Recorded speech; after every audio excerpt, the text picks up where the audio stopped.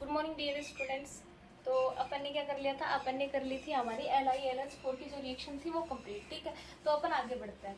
आगे बढ़ने से पहले अपन देखो क्या करते हैं। आज की जो रिएक्शन होती है वो थी किसके द्वारा है, एल्किन के द्वारा है। आप एल्किन के द्वारा यानी बाई एल्किन से और एल्कोहल का फॉर्मेशन कैसे करोगे, तो उसके लिए आपके पास में 3 रिएक्शन आएंगे। कौन कौन से आएंगे, एक तो आएगा मर्क्यूराइजेशन जिसको हिंदी में बोला जाता है मर्क्यूरीकरण, एक आएगा हाइड्रोबोरेशन जिसको हिंदी में बोला जाता है हाइड्रोबोरीकरण, और एक आपके पास में नॉर्मल रिएक्शन आएगी जो आएगी एल्कीन की। उसके ऊपर आपको किसका अटैक करवाना होगा, H2 यानी H2 के साथ में रिएक्शन करवानी होगी। ठीक है, तो वहां से आपको एल्कोहल प्राप्त हो जाएगा। 3 रिएक्शन आती है किसमें, एल्कीन में। अकेले एल्कीन के द्वारा एल्कोहल बनाते हैं उसमें आपके पास में ये 3 रिएक्शन आती है। तो आपको सबसे पहले ये माइंड में याद करना होगा कि जब अपन एल्कीन से बनाते हैं तो हमारे पास में 3 रिएक्शन होती है उसमें। ठीक है, तो इसकी फर्स्ट तो क्या थी, रिडक्शन के द्वारा, और नेक्स्ट है हमारी एल्किन के द्वारा। एल्किन की में भी ए पॉइंट आता है, एल्किन में भी ए पॉइंट होता है। इसको अपन क्या बोलते हैं, हाइड्रोबोरेशन, या अपन बोलते हैं मर्क्यूराइजेशन भी बोल सकते हैं, या अपन तीसरी जो रिएक्शन आती है वो एल्किन के द्वारा, नॉर्मल एल्किन यानी उसका हाइड्रोलाइसिस होता है। ठीक है, एल्किन का हाइड्रोलाइसिस होता है H2 के द्वारा, उसके द्वारा भी अपन एल्कोहल बनाते हैं। तो चलिए अपन हाइड्रोबोरेशन स्टार्ट कर देते हैं आज। हाइड्रोबोरेशन मैंने इसलिए स्टार्ट कर दी पहले क्योंकि देखिए इसमें भी क्या होगा, जो BH3 होता है ना, वो अपने हाइड्रोजन होता है उसको हाइड्राइड फॉर्म में त्यागेगा। तो आप पहले से ही पढ़ के आ रहे हो कंटिन्यू कि हम रिडक्शन में भी H नेगेटिव त्याग रहे हैं, तो ये रिएक्शन होती है वो कंटिन्यू करते जाते हैं ना, तो एक माइंड में अनूठी छाप भी हमारे माइंड में बैठ जाती है, तो हमें याद करने में दिक्कत नहीं होती है। तो चलिए अपन स्टार्ट कर देते हैं। तो देखो एग्जाम में कैसे आता है, एग्जाम में ऐसे आती है ये हाइड्रोबोरेशन, एग्जाम में कैसे आती है, RCH डबल बॉन्ड में CH2, देन हमें बोला जाता है कि आप यहाँ से हमें ए प्रोडक्ट बताओ। देन वापिस से आपको एग्जामिनर क्या डाल के देता है, RCH2 sorry CH double bond में CH2, आपको बोला जाता है बी प्रोडक्ट बताओ। देन वापिस से आपको क्या देता है, RCH CH2, देन आपको बोला जाता है सी प्रोडक्ट बताओ। एंड लास्ट में आपको पूछता है वो इसमें क्या डालता है, ये होता है H2O2, इसको क्या बोला जाता है, इसको बोला जाता है, हम क्या बोलते हैं, और साथ में इसमें एक और भी ऐड कर देता है यानी NaOH। जब आप अगर 12th बेस पे देखते हो तो आपको क्या मिलता है, पेरोक्साइड मिलता है ओनली। लेकिन जब आप सेकेंड ईयर के एग्जामिनेशन सेकेंड ईयर की बुक में आप ये रिएक्शन देखते हैं या फिर फर्स्ट ईयर में भी देख लेते हैं, तो अपन को क्या होता है, NaOH मिलता है, NaOH और साथ में दिया हुआ होता है। ठीक है, तो अपन क्या बोल सकते हैं, या फिर आपको, लेकिन आपको ना जो प्रोक्साइड है वो एज पक्का मिलेगा। अगर रिएक्शन आपको 12th बेस पे पूछ रहा है अगला, तो आपको क्या मिलेगा, NaOH हो या नहीं हो इससे अपन को कुछ मतलब नहीं है। पेरोक्साइड दिया है तो अपन को क्या करना है, यहाँ तक आ रहे हो तो आपको पता होना चाहिए कि ये जो रिएक्शन चल रही है, सबसे पहले तो आपको ये माइंड में क्लियर करना है क्या, कि ये जो रिएक्शन है वो एल्किन वाली रिएक्शन है। देन दूसरी बात आपको क्या याद रखनी है कि एल्किन है और हमें ये पूछ रहे हैं 3 बार, अगले ने क्या दे रखी है, एल्किन डाल के दे रखी है। देन लास्ट में अपन को क्या दे रखा है, पेरोक्साइड दे रखा है, तो अगला पूछ क्या रखा है, हाइड्रोबोरेशन। तो चलिए अपन इस रिएक्शन को कंप्लीट करते हैं। कैसे करोगे, देखो इसकी रिएक्शन, एल्किन की जो रिएक्शन होती है वो सबसे पहले आपको किसके साथ में करवानी है, B2H6।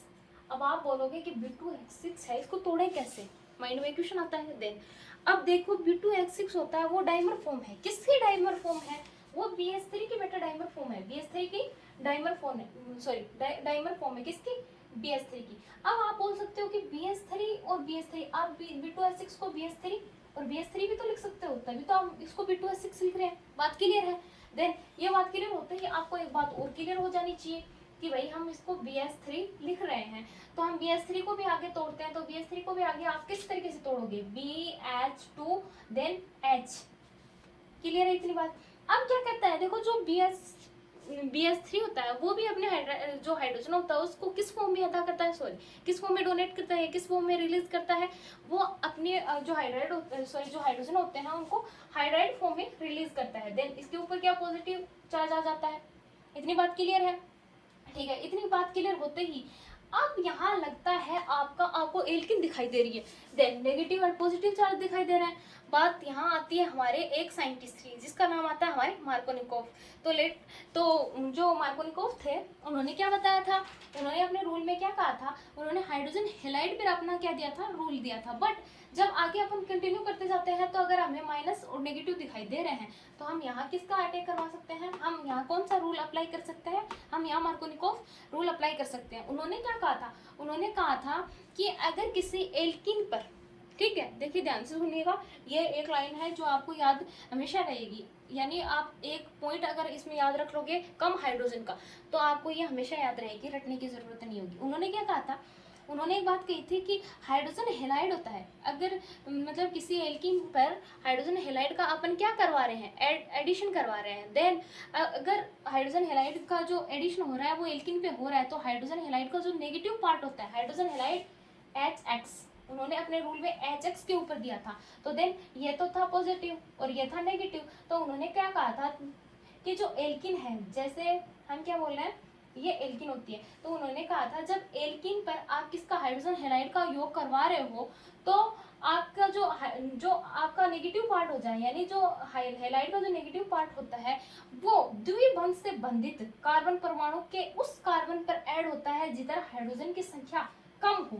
तो देखो यहाँ तो हाइड्रोजन की संख्या है 1 और यहाँ हाइड्रोजन की संख्या है 2, तो हम क्या बोल सकते हैं, जो एक्स पार्ट है यानी नेगेटिव पार्ट है हेलाइड का वो कहाँ ऐड हो जाएगा, हमारे इस कार्बन पे ऐड हो जाएगा। इतनी बात क्लियर है, यानी मार्कोनिकोव रूल आपके यहाँ से समझ में आना चाहिए। मार्कोनिकोव रूल समझ में आएगा तभी आपको ये रिएक्शन क्लियर होगी, वरना नहीं होगी।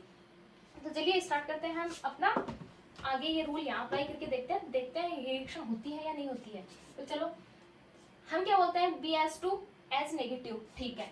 अब क्या बोलते हैं, हाइड्रोजन हेलाइड का नेगेटिव पार्ट उस कार्बन पर जुड़ता है जिस कार्बन पर हाइड्रोजन की संख्या क्या है, कम है। तो देखो यहाँ तो है हाइड्रोजन 1 और यहाँ का हाइड्रोजन है 2, तो हम क्या बोलेंगे कि जो बॉन्ड की शिफ्टिंग होगी वो इधर होगी। क्यों होगी, क्योंकि इधर होगी तभी तो इस पे पॉजिटिव चार्ज आएगा, और इस पे पॉजिटिव चार्ज आएगा देन हाइड्रोजन का जो नेगेटिव पार्ट है वो यहाँ अटैक कर जाएगा।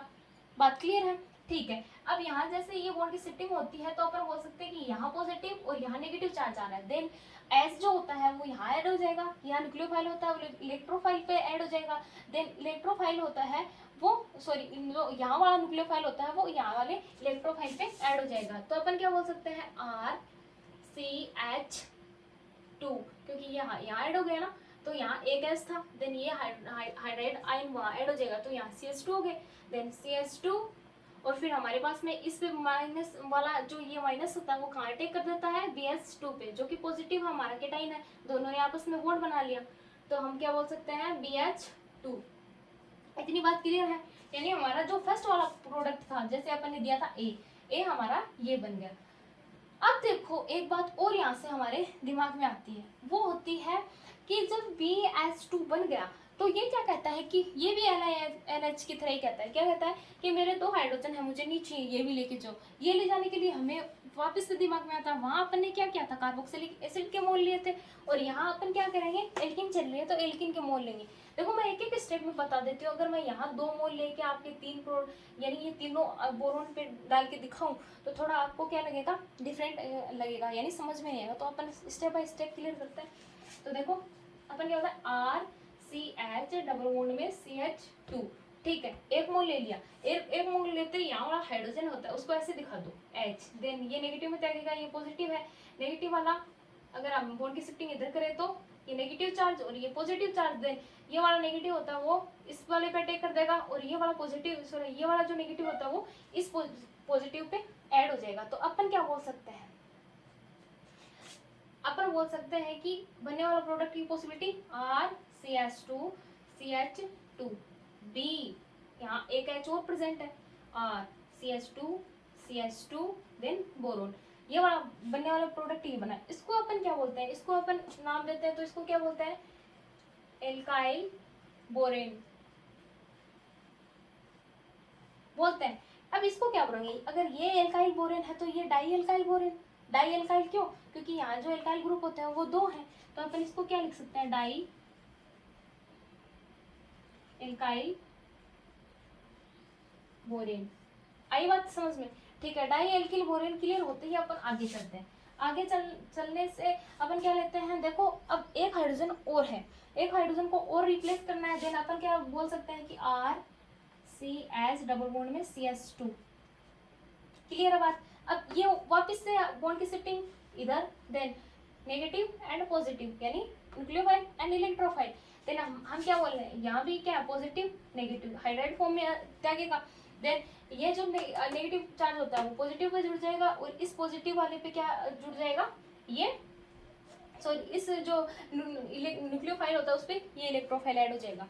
तो अपन क्या बोल सकते हैं बनने वाले प्रोडक्ट की possibility, CH2 B R CS2 B, यहाँ से भी R CS2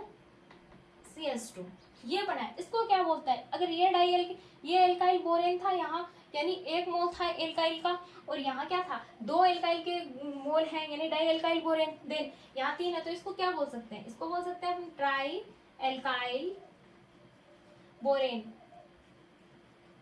ठीक है, इतना क्लियर होता ही अपन ने लास्ट में डी प्रोडक्ट बनने की पॉसिबिलिटी बताई थी। तो उन्होंने क्या डाला था, पेरोक्साइड डाला था ना।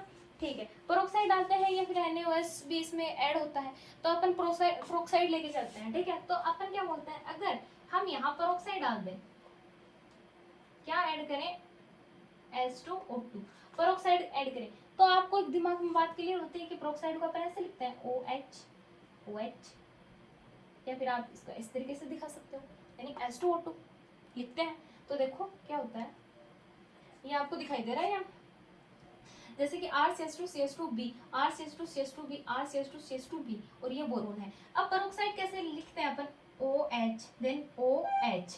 अपन पेरोक्साइड के कितने मोल डालने, अपन पेरोक्साइड के यहाँ 3 मोल डालते हैं। क्यों डालते हैं, क्योंकि देखो यहाँ जो बनेगा एल्कोहल उसके 3 मोल बनेंगे, तो अपन यहाँ मोल कितने लेते हैं, 3 मोल लेते हैं। 3 मोल पेरोक्साइड के जो आप ले रहे हो, तो देखो यहाँ से ये बॉन्ड का क्लीवेज, ये बॉन्ड का क्लीवेज होते ही आपको दिखाई दे रहा होगा कि भाई RCH2CH2 और ये 3 मोल है इसके, तो OH होता है वो तीनों जो एल्काइल ग्रुप होता है उन पे ऐड हो जाएगा।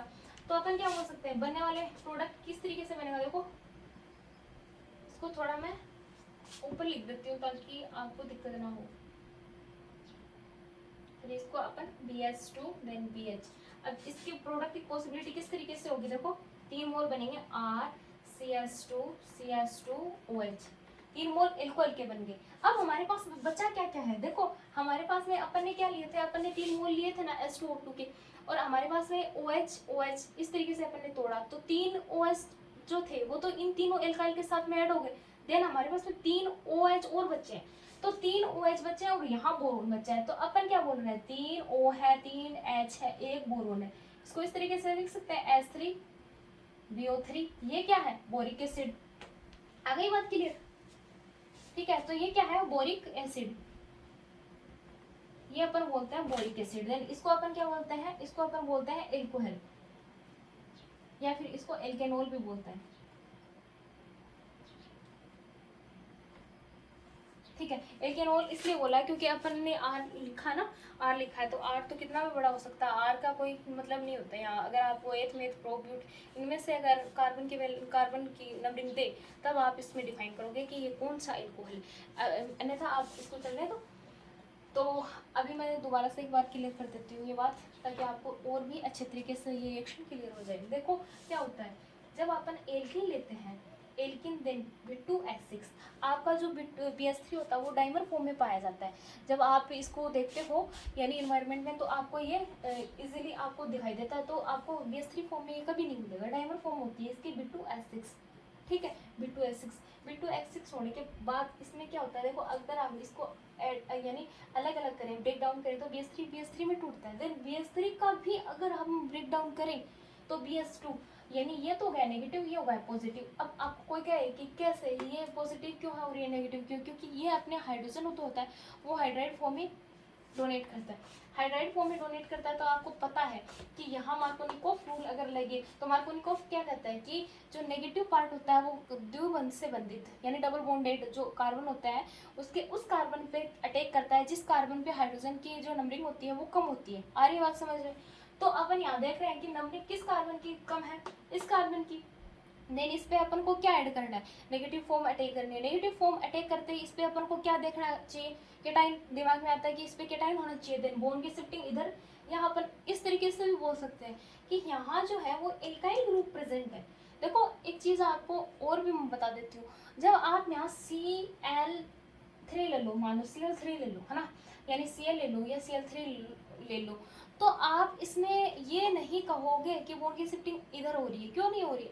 क्योंकि देखो वहाँ क्या होता है कि अलग अलग यानी रेजोनेंस भी आ जाता है, या फिर बोन जो इलेक्ट्रॉन होते हैं उनकी मूवमेंट भी देखी जाती है। केमिस्ट्री ऐसी नहीं होती, उसमें जो होता है वो नियम वगैरह होते हैं, यानी थ्योरीज होती हैं, और जो रेजोनेंस होती है सबको साथ लेके चलते हैं ना, तब एक हमें यानी डेफिनेट यानी कंप्लीट प्रोडक्ट जिसको बोलते हैं अपन वो प्राप्त हो सकता है। ठीक है, तो अपन क्या कह रहे हैं कि ये डाइवर फॉर्म में था, देन BS3 इसको तोड़ दिया, BS2, अगर BS3 को अपन तोड़ते हैं तो BS2 और H नेगेटिव। अब देखो ये H नेगेटिव होता है वो कम कार्बन पे ऐड हो जाता है, ऐड हो गया। फिर ये क्या बोलता है कि जो BS2 होता है वो कीटाइन फॉर्म में है, देन ये किसके साथ में ऐड हो जाएगा, इस न्यूक्लियोफाइल के साथ में। बनने वाले प्रोडक्ट की पॉसिबिलिटी कुछ इस तरह की दिखाई देगी। ठीक है, फिर अपन क्या बोलते हैं, हमारे पास में 2 हाइड्रोजन और है, अगर मैं चाहती तो यहाँ आपके पास में इसके 2 मोल लेकर के ये प्रोडक्ट यहाँ बना सकती थी, लेकिन हम स्टेप बाय स्टेप इसलिए चल रही हूँ क्योंकि आपको अच्छे तरीके से समझ में आए, ताकि आपको कोई चीज़ में कन्फ्यूजन ना रहे। ठीक है, कमेंट करने की ज़रूरत ना पड़े। तो RCH2 BH, तो अपन ने 1 मोल ले लिया, इन 1 मोल लेते ही अपन क्या कह रहे हैं कि बॉन्ड की शिफ्टिंग इधर, then ketene and enyne form आपको दिखाई दे रही है। अब अपन क्या बोल रहे हैं कि वही बात ये हाइड्राइड फॉर्म में अदा करेगा, देन यहाँ H नेगेटिव और BH पॉजिटिव, और जो एनाइन होता है वो कहाँ अटैक कर देगा, CH पे, देन बनने वाले प्रोडक्ट की पॉसिबिलिटी इस तरह की। अब अगर आगे चलें तो अपन क्या बोल रहे हैं, यहाँ तो ये बोल रहा है मेरे पास 1 हाइड्रोजन और है, मुझे नहीं चाहिए, अब 1 हाइड्रोजन और क्या करता हूँ मैं रिलीज करना चाहता हूँ। तो CH3 जो एल्किन होती है वो क्या बोलती है कि मैं मेरा 1 मोलिक्यूल आपके साथ और ऐड कर देती हूँ, देन आपके जो सारे हाइड्रोजन होते हैं वो क्या हो जाएंगे, रिप्लेस हो जाएंगे। तो ये क्या करती है, अपना 1 मोलिक्यूल और ऐड करती है, देन अगले वाले प्रोडक्ट में कंप्लीट रूप से हाइड्रोजन हट जाते हैं, और ट्राई एल्किल बोरेन, यानी बोरेन तो ये रहा, ट्राई एल्काइल ग्रुप है, देन अपन इसको नेमिंग क्या बोलते हैं, ट्राई एल्काइल बोरेन करते हैं। ठीक है, अब इसमें प्रोक्साइड ऐड करते हैं, प्रोक्साइड ऐड करते हैं। प्रोक्साइड को देखो तोड़ने का तरीका मैंने आपको बताया था, H यानी यहाँ देख लीजिए HOOH। अब अगर यहाँ तोड़े तो अपन क्या बोल रहे हैं, tri alkyl, tri alkyl. Alkene के कितने जो एल्किन हमारे पास में प्रेजेंट है उसके कितने मोल है, 3 है, देन हमें OH भी 3 चाहिए, 3 चाहिए, तो माइंड में एक बात आती है कि प्रोक्साइड के 3 मोल ले लेते हैं, 3 मोल लेते ही हमारा 3 OH तो यहाँ ऐड हो जाएगा, देन हमारा जो प्रोडक्ट होता है जो एल्केनोल है या जो एल्किल एल्कोहल है वो क्या होता है, 3 मोल का बनेगा। 3 मोल का बनने के बाद हम क्या बोल रहे हैं, हमारे पास में जो है वो जो ऑक्सीजन होती है वो भी 3 बाकी है, एच है वो भी 3 बाकी है, बट बोरोन एक ही बाकी है। तो बोरोन एक ही बाकी होने के कारण अपन क्या बोलते हैं, H3BO3 बोरिक एसिड। आ रही है इतनी बात समझ में? तो हमारी ये रिएक्शन होती है कंप्लीट। क्यों कंप्लीट हो गई? क्योंकि हमारा जो मेन मुद्दा क्या था, हमारा मेन लक्ष्य क्या था, एम क्या था हमारा, किसको बनाना, एल्कोहल का। एल्कोहल कंप्लीट हो गया, यहाँ से बन गया, देन हमारी रिएक्शन कंप्लीट। ओके, तो नेक्स्ट टाइम हम एक अच्छी रिएक्शन के साथ मिलते हैं। और अगर आपको वीडियो अच्छा लगा तो आप कमेंट कर दीजिए, शेयर, लाइक और सब्सक्राइब कर दीजिए चैनल को। ठीक है, ओके, थैंक यू स्टूडेंट्स।